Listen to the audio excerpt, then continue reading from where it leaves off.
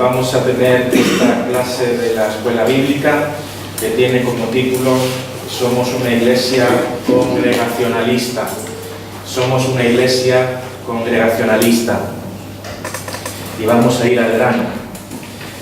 Somos una iglesia, o queremos ser una iglesia congregacionalista, lo cual significa tres cosas que son bastante fáciles de entender y estos tres puntos son los que tenemos que guardar en nuestra mente.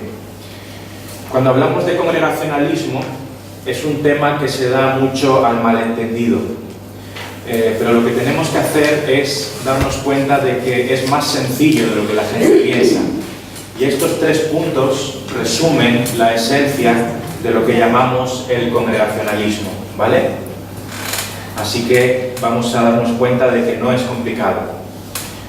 Primera cosa, el término congregacionalista, una iglesia congregacionalista, se ha usado históricamente para, en primer lugar, aquellas iglesias que creen en la independencia absoluta de la congregación, ¿vale? Somos congregacionalistas, y esa palabra implica que nuestra iglesia es independiente.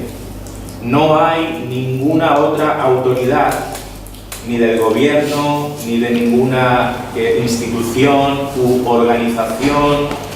Nadie fuera de la iglesia nos dice lo que tenemos que hacer. A diferencia, por ejemplo, de lo que es la Iglesia Católica Romana, donde hay unas estructuras por encima de la congregación local, ¿vale? Entonces, este es el punto 1. Creemos en la absoluta independencia de la iglesia local. Cada iglesia local es completamente independiente. Esto ya lo mencionó Julian anteriormente. Y no tiene más autoridades por encima de sí misma, aparte de sus pastores y, por supuesto, de Cristo. Cristo es nuestra máxima autoridad. Él es el Rey y Señor de la Iglesia. Eso también ha de quedar claro, ¿vale? Cuando decimos que no tenemos más autoridades por encima de la Iglesia, nos estamos refiriendo a autoridades humanas, porque evidentemente tenemos la gran autoridad de la Iglesia, que es el Señor de la Iglesia, ¿vale? Entonces, sencillo, ¿no? Este es el primer punto. Somos una iglesia congregacionalista porque la congregación tiene su autoridad humana dentro, no fuera. No dependemos de sucursales, ni de estructuras, ni de gobiernos, ni nada de eso. Hay otras denominaciones evangélicas, hay otros grupos evangélicos que sí tienen esas estructuras, tienen como jerarquías, ¿vale? Pero nosotros no creemos en ese tipo de gobierno, de iglesia. Somos congregacionalistas porque creemos lo que hemos dicho, que somos absolutamente independientes a nivel de gobierno eclesial, ¿ok? Segundo punto, muy importante. Somos congregacionalistas porque creemos que toda la congregación junta, la congregación de miembros junta, o sea, el cuerpo unido, tiene la autoridad, la última palabra, y la responsabilidad para aceptar y excluir a miembros. ¿Ok? Es algo muy específico. Y ahora vamos a ver evidencias bíblicas de eso. Jesucristo dio autoridad a la congregación local. Jesús personalmente dio autoridad a la congregación local, no a los pastores, aunque los pastores tienen autoridad también, pero este tipo concreto de autoridad que tiene que ver concretamente, es algo muy específico, con la aceptación de miembros y con la exclusión de miembros, ahí el que tiene la última palabra es la Iglesia. ¿Vale? A la Iglesia se le ha dado una autoridad especial, específica, que tiene que ver con la inclusión y exclusión de miembros. Esto, traducido en otro lenguaje, es la idea de la disciplina. ¿Vale? Cuando hablamos de disciplina eclesial, disciplina dentro de la Iglesia, aunque el término disciplina engloba varias cosas, pero cuando hablamos de exclusión de miembros, o también lo llamamos excomunión, eso significa aplicar disciplina. ¿Vale? Cuando alguien está pecando en la Iglesia, de una manera clara, evidente, pública, y nosotros vemos eso como Iglesia, hay todo un proceso para tratar con esas situaciones, ¿verdad? Y se sigue ese proceso, ¿no? Los pastores hablan con ese hermano, los hermanos que han sido implicados en ese problema o en ese pecado, se trata de arreglar ese asunto, pero si la persona sigue dando un mal testimonio, y eso no se puede permitir, eso desemboca, ese proceso desemboca finalmente en la exclusión de la persona, la excomunión, ¿ok? Y esa excomunión, cuando ya se ha agotado ese proceso de intentar arreglar las cosas con él, ese último paso de excomunión ha de ser votado por la Iglesia. Porque la Iglesia como cuerpo tiene una autoridad especial para esos casos. ¿Ok? Ni Víctor ni yo podemos decir, ni Víctor ni yo podemos echar a alguien así por las buenas, a menos que sea algo totalmente, como diríamos, escandaloso, flagrante. Imaginaos que ahora viene alguien y empieza a pegar a alguien, ¿no? O yo qué sé, algo extremo, y que es necesario que esa persona la saquemos. Evidentemente ahí vamos a actuar con urgencia, ¿no? Hay licencia para eso. Pero el principio es que nadie puede ser excluido del cuerpo a menos que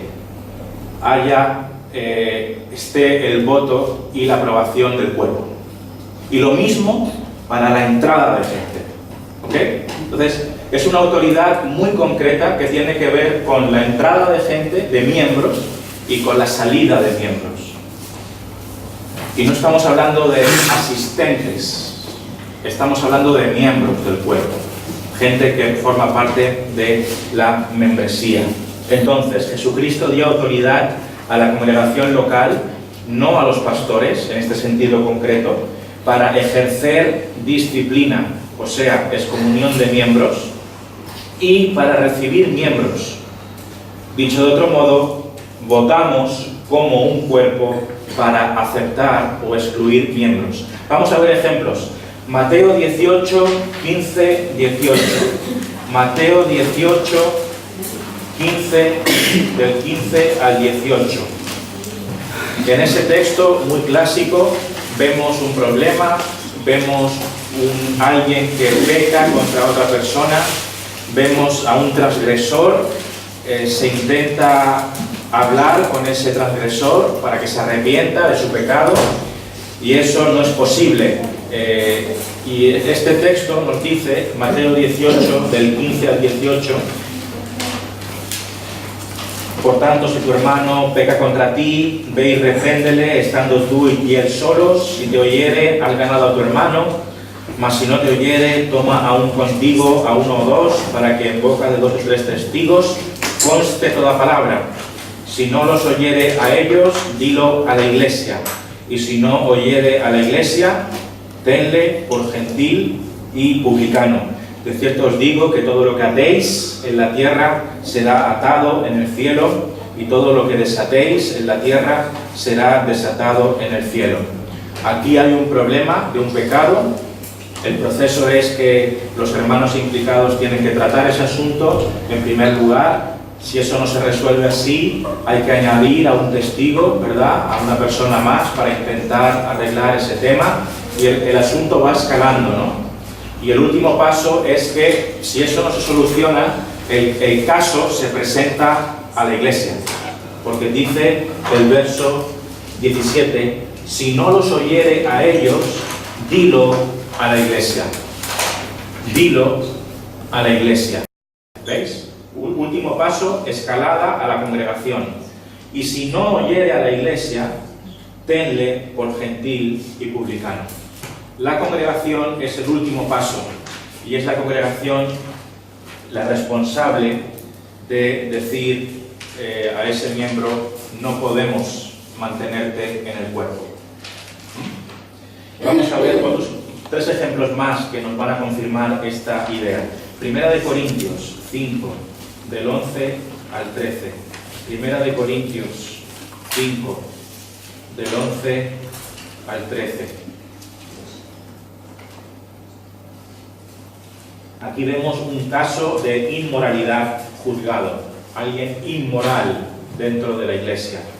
Y dice 1 Corintios 5, del 11 al 13, más bien os escribí que no os juntéis con ninguno que llamándose hermano fuere fornicario o avaro o idólatra o maldiciente o borracho o ladrón, con tal ni aun comáis.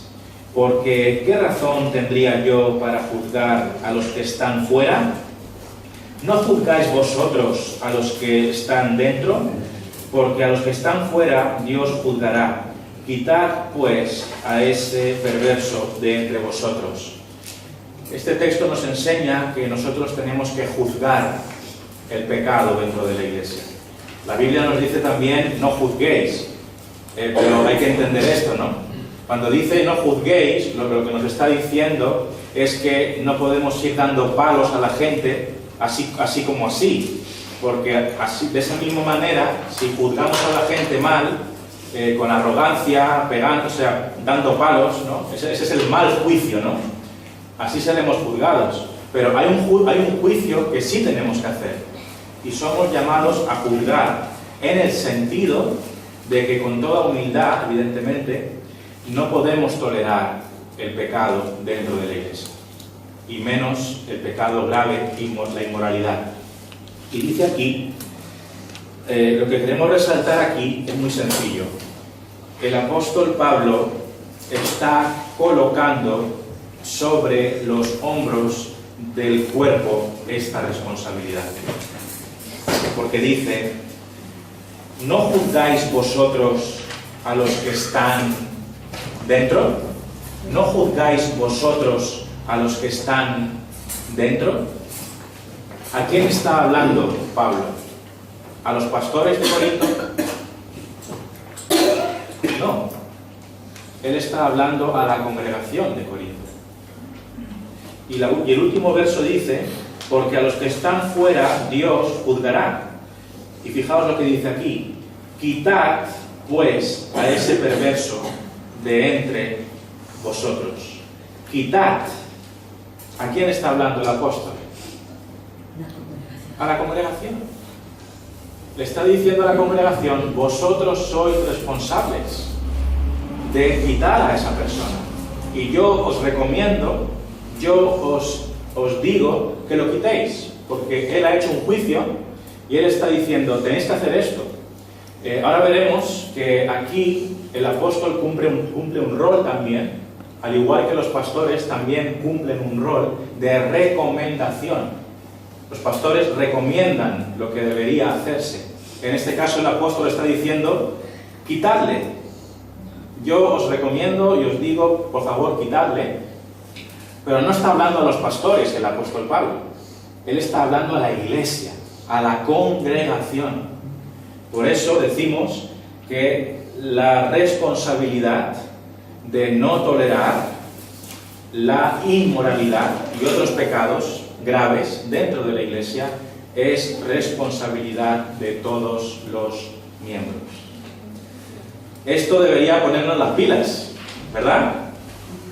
Porque tú que estás ahí sentado, yo que estoy aquí, todos los que somos miembros, tenemos una responsabilidad congregacional de preservar la santidad en la iglesia.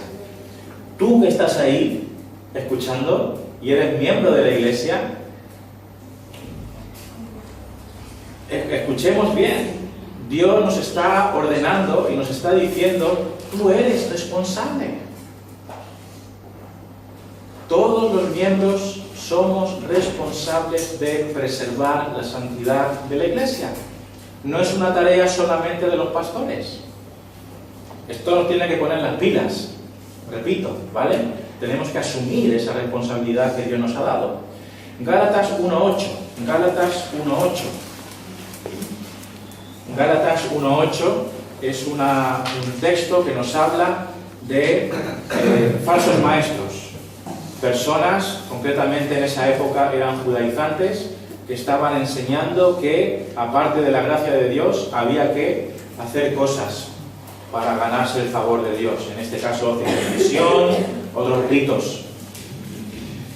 ¿Y qué pasa aquí? Pues el apóstol Pablo no está nada contento, porque existe este problema, ¿no? Y dice Gálatas 1, a partir del 6, por ejemplo, estoy maravillado de que tan pronto os hayáis alejado del que os llamó por la gracia de Cristo, para seguir un evangelio diferente, no que haya otro, sino que hay algunos que os perturban y quieren pervertir el evangelio de Cristo. Mas si aún nosotros o un ángel del cielo os anunciare otro evangelio diferente del que os hemos anunciado, sea anatema. ¿En qué sentido este texto está diciendo que toda la congregación es responsable de sacar a un pecador no arrepentido? Pues este texto nos está diciendo que la iglesia como cuerpo es responsable de echar a un falso maestro. Primero de todo, ¿a quién está hablando? ¿A quién se está dirigiendo el apóstol Pablo? La iglesia. A las iglesias. Fijaos lo que dice el verso 2, capítulo 1. Y todos los hermanos que están conmigo, ¿a quién va dirigida la carta? A los pastores de Galacia. No. A las iglesias de Galacia. ¿Veis? El apóstol está hablando a cada uno de los miembros de las iglesias de Galacia. Y les está diciendo, si aún un ángel del cielo os predica un evangelio distinto, sea anatema, sea maldito, o sea, rechazadlo. ¿Qué está pasando aquí?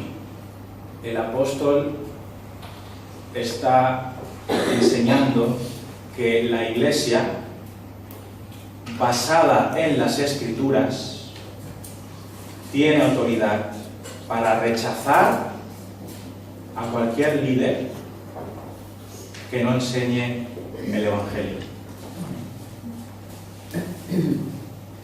Y yo os voy a decir una cosa. Si algún día Víctor o yo, o cualquier anciano que el Señor ponga en esta iglesia, deja de predicar el Evangelio según la Biblia, por favor, echadnos. Echadnos.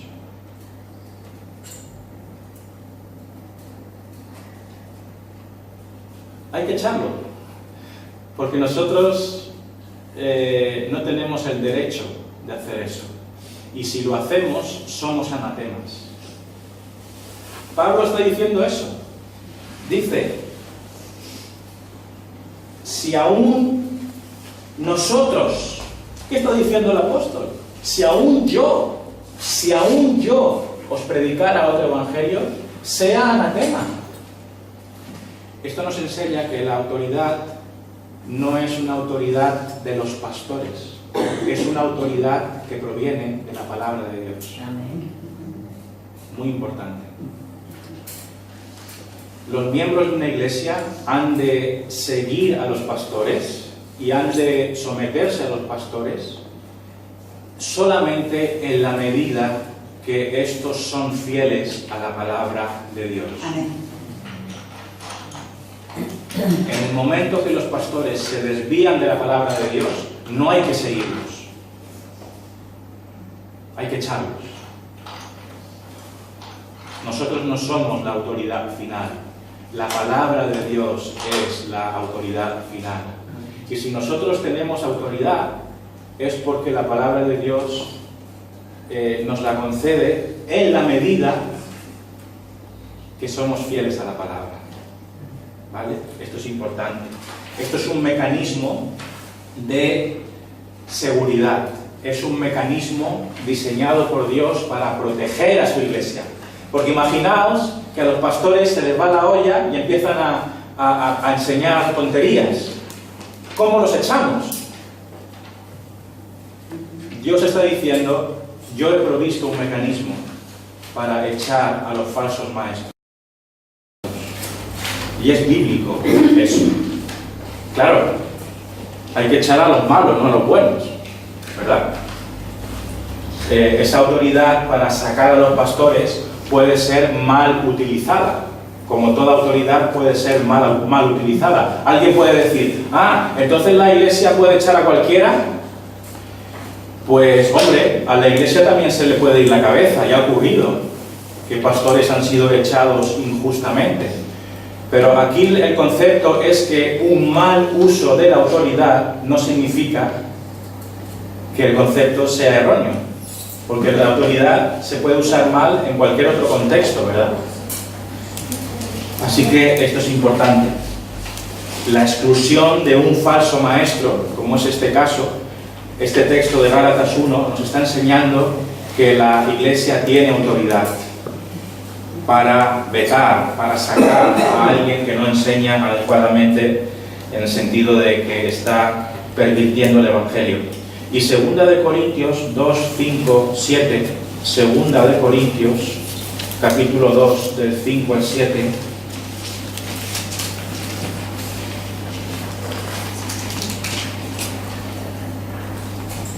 Segunda de Corintios 2, del 5 al 7. Aquí lo que vemos es lo contrario. En lugar de sacar a alguien, aquí estamos viendo restaurar a alguien, volverlo a meter, ¿vale? Dice aquí 2 de Corintios del 5 al 7, pero si alguno me ha causado tristeza, no me la ha causado a mí solo, sino en cierto modo, por no exagerar, a todos vosotros. Le basta a tal persona esta reprensión hecha por muchos. Así que, al contrario, vosotros más bien debéis perdonarle y consolarle, para que no sea consumido de demasiada tristeza.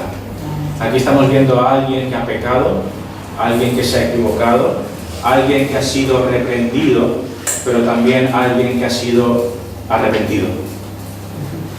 Y el apóstol dice, vosotros más bien debéis perdonarle y consolarle.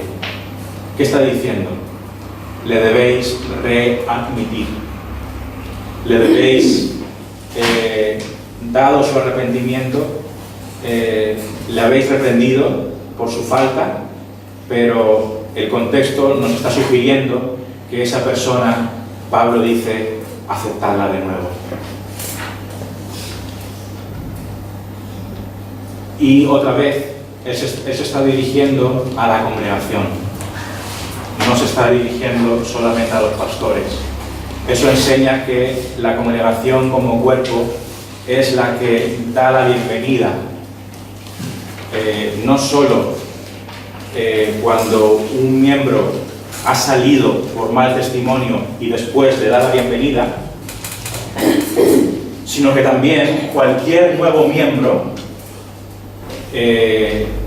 la responsabilidad de aceptarlo cae sobre la congregación.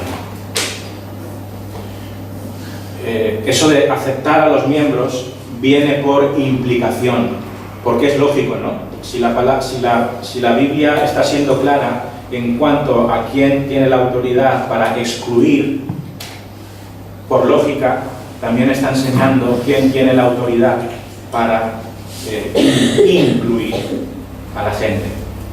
Aparte de este caso, en el cual toda la iglesia es el apóstol hablando a la iglesia de Corinto, diciéndoles: readmitid a este hermano, restauradle, perdonadle. Está hablando en plural, como iglesia debéis perdonarle, ¿vale? Estos son los principios que se han usado históricamente para respaldar el congregacionalismo, que no es más que lo que estamos viendo. Este segundo punto es: creemos que toda la congregación junta tiene la autoridad y la responsabilidad para aceptar y excluir miembros, ¿vale? Segundo punto era ese. Tercero, creemos que toda la congregación es responsable de mantener la pureza de la doctrina y del evangelio. Esto es un matiz distinto, ¿vale? El segundo punto es que toda la iglesia es responsable de incluir y excluir miembros. Ahora, el tercer punto lo que está diciendo es que toda la iglesia es responsable de preservar la buena enseñanza. Hay una responsabilidad en cada miembro de la iglesia y en la iglesia como cuerpo para no tolerar la enseñanza que va en contra de la palabra de Dios. Esto ya lo hemos visto. Gálatas 1, del 6 al 8, el caso que hemos usado antes, nos sirve para argumentar esto.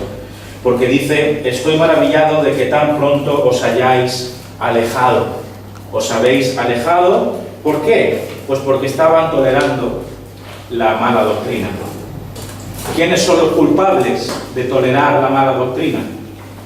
La iglesia. La iglesia. ¿Vale? Entonces, la iglesia tiene autoridad para echar a sus pastores, como hemos dicho antes, si estos dejan de predicar el evangelio. Aquí lo importante, lo que tenemos que llevarnos a casa en este tercer punto es esto: toda la iglesia es responsable de preservar la pureza del evangelio, ¿vale? Dios no solo pide cuentas a los pastores por lo que se enseña en la iglesia. Dios pide cuentas a los miembros de lo que se enseña en la iglesia. Esto también nos pone las pilas, porque es una advertencia para cada uno de nosotros, y además esto nos lleva a que cada miembro ha de crecer en entendimiento de la palabra de Dios. Porque si Dios te está diciendo: tú como miembro eres responsable de preservar la pureza de la enseñanza, ¿cómo vas a hacer eso si tú mismo no estás instruido en la palabra de Dios? ¿Verdad? Tenemos que equiparnos, tenemos que entender la Biblia, tenemos que saber detectar cuando el evangelio se está pervirtiendo, porque si no, no vamos a poder ejercer esta labor de sacar la alarma cuando algo no está bien. ¿Comprendéis?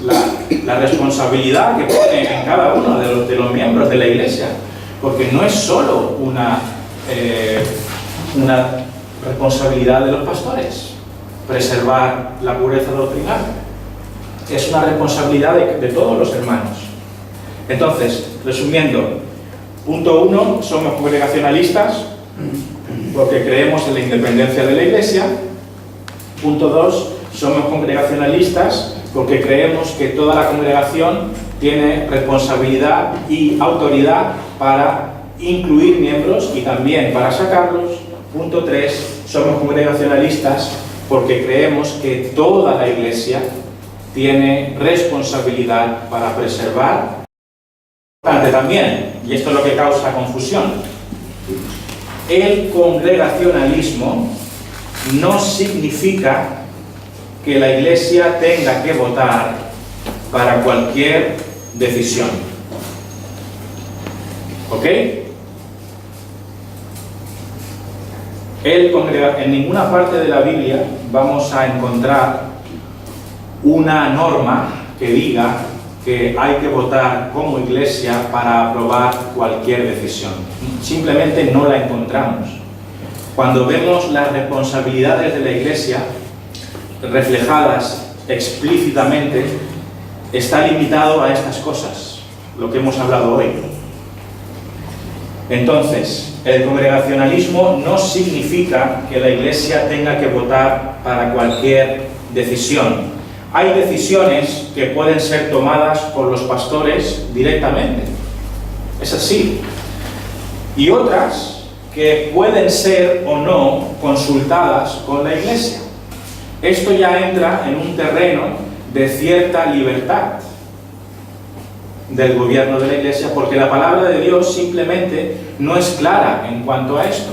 Claro, aquí hay unos principios que son muy recomendables, y es que la sabiduría de la Iglesia es muy útil. Los pastores deberían tener en mente a la Iglesia para determinadas decisiones. Entonces, ¿qué ocurre?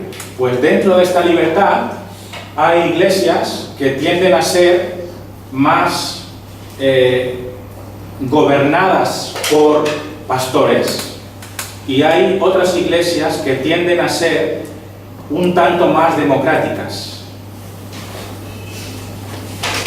Y más que gobernada por pastores, estas iglesias se llaman dirigidas por pastores. Es como que los pastores van dirigiendo y van proponiendo a la congregación, y no son tan, digamos, independientes para tomar decisiones. Yo pienso que la clave es un término medio, dentro de esta área que no está especificada. Creo que es sabio que los pastores consideren a la congregación para asuntos importantes. Para asuntos importantes. Es sabio, porque la congregación actúa como un freno de mano, porque los pastores, como cualquier otra persona, se equivocan. Y cosas de mucha importancia, decisiones importantes, si los pastores llevan eso a la Iglesia y lo consultan a la Iglesia, aunque la Biblia no da un mandato claro, por ejemplo, lo del tema del local, o yo qué sé, cualquier otro asunto, ¿no? Es recomendable consultarlo con los diáconos, con la Iglesia, para ver qué opinan. Es sabio hacerlo. Aun cuando la Biblia pues no está diciendo, pues mira, cuando tengáis que hacer una gran inversión por encima de 100.000 euros, tenéis que tal. No lo dice. Pero es sabio. Por eso, lo que yo quiero que entendamos es que hay un margen ahí de decisiones que bíblicamente no está especificado cómo proceder. Pero hay unos ciertos principios, ¿no? Entonces, observaciones finales. Somos una iglesia congregacionalista dirigida por pastores. ¿Esto qué quiere decir? La iglesia tiene autoridad y tiene responsabilidad, como hemos visto en esos 3 puntos antes, pero su función no es liderar. Esto también tiene que quedar claro. O sea, la iglesia, el cuerpo no lidera por sí mismo. El que lleva el timón no es, o sea, cada cosa que se tiene que hacer es la iglesia la que decide. No, tampoco es así. ¿Vale? Su función no es liderar. El cuerpo no lidera a la iglesia. Hay unos líderes de la iglesia que son los pastores. La iglesia como cuerpo ha de someterse al liderazgo de los pastores, como nos dice Hebreos 13:17, ¿no? Obedeced a vuestros pastores. Pero ojo, siempre y cuando estos lideren bíblicamente. Volvemos a lo de antes. No es seguir a los hombres, no es someternos a los hombres por someternos a los hombres. Aquí nos está pidiendo que obedezcamos a los pastores por obedecerles. Hay que obedecerles solo en la medida que ellos son fieles a la palabra de Dios. En el fondo, técnicamente hablando, no estamos obedeciendo a los pastores, estamos obedeciendo a Dios. Porque en lo que tenemos que obedecer a los pastores es lo que la Biblia dice. ¿Entendéis? Es una autoridad delegada por Dios. La Iglesia actúa como un freno. La Iglesia es un mecanismo de alerta para los pastores. Es un recurso para que las decisiones sean adecuadas. La Iglesia tiene autoridad para ejercer disciplina, excluir a miembros, pero los pastores tienen la función de guiar a la Iglesia en cuanto a cómo usar esa autoridad. El ejemplo de antes, de 1 Corintios 5:13, veíamos al apóstol Pablo diciendo: echad a esta persona. Del mismo modo, claro, cuando se tiene que echar a una persona de la membresía, ¿qué hacen los pastores? Ellos tratan el asunto y ellos traen la recomendación a la Iglesia. Cumplen un rol de recomendación. Y la Iglesia debe confiar en esa función de los pastores. Claro, hay gente que dice: es que no nos han dicho nada. Bueno, no en todos los casos hay que decirle todo a la Iglesia. Hay que confiar en los pastores también. Pero también en el otro extremo, los pastores pueden pecar y tomar una decisión muy importante sin haber dicho nada a la Iglesia. Y eso también es peligroso. ¿Entendéis? Ese equilibrio que tiene que haber. Pero los pastores juegan un rol de recomendación. Pablo recomienda, ordena la exclusión. Los pastores presentan a la Iglesia recomendaciones y la Iglesia debería confiar en la sabiduría de los pastores en cuanto a esas recomendaciones. En resumen, el congregacionalismo es una forma de gobierno de Iglesia, es una forma de gobierno de Iglesia que implica que la Iglesia es independiente, la Iglesia tiene autoridad para aceptar y excluir a miembros y tiene responsabilidad de preservar el Evangelio. Preguntas, tenemos unos par de minutos, disculpad que nos hayamos extendido un poco.